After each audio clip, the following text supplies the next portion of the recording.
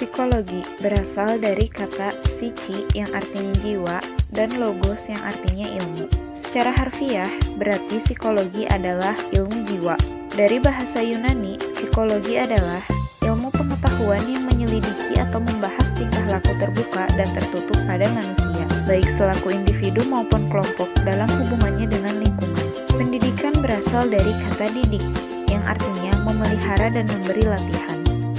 Jadi, pendidikan adalah proses pengubahan sikap dan tata laku seseorang atau kelompok orang dalam mendewasakan manusia melalui upaya pengajaran dan pelatihan.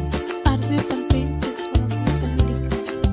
Pertama, psikologi pendidikan adalah pengetahuan pendidikan yang didasarkan atas hasil-hasil temuan riset psikologis. Kedua, hasil-hasil temuan riset tersebut dirumuskan sedemikian rupa hingga menjadi konsep-konsep, teori-teori, dan metode-metode serta strategi yang utuh.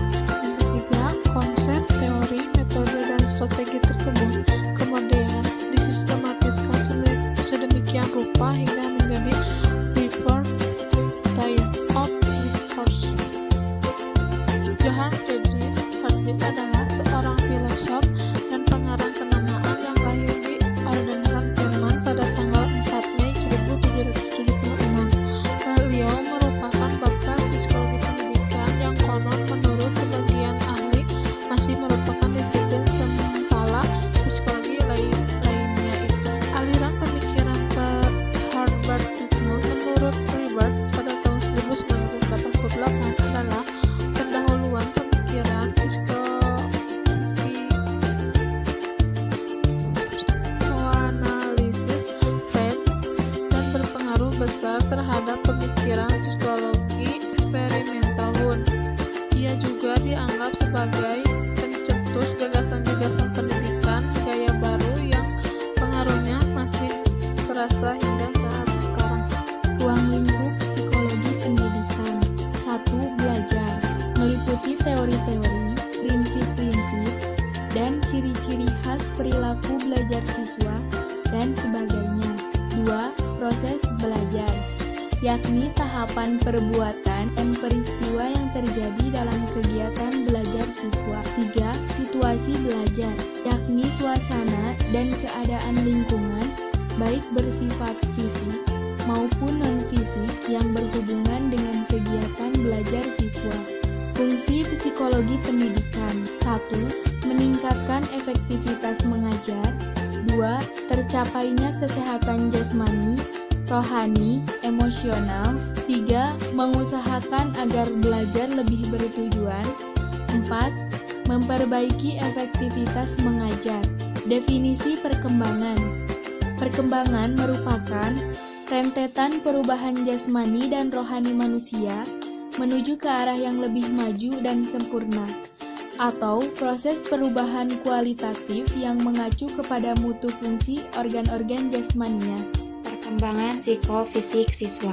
Yang pertama, perkembangan motor, yaitu proses perkembangan yang progresif dan berhubungan dengan perolehan aneka ragam keterampilan fisik anak.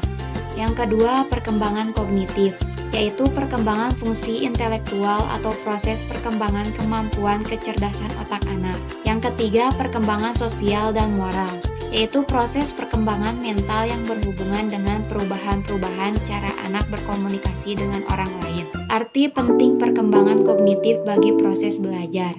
Yang pertama, mengembangkan kecakapan kognitif. Yang kedua, mengembangkan kecakapan afektif. Yang ketiga, mengembangkan kecakapan psikomotorik.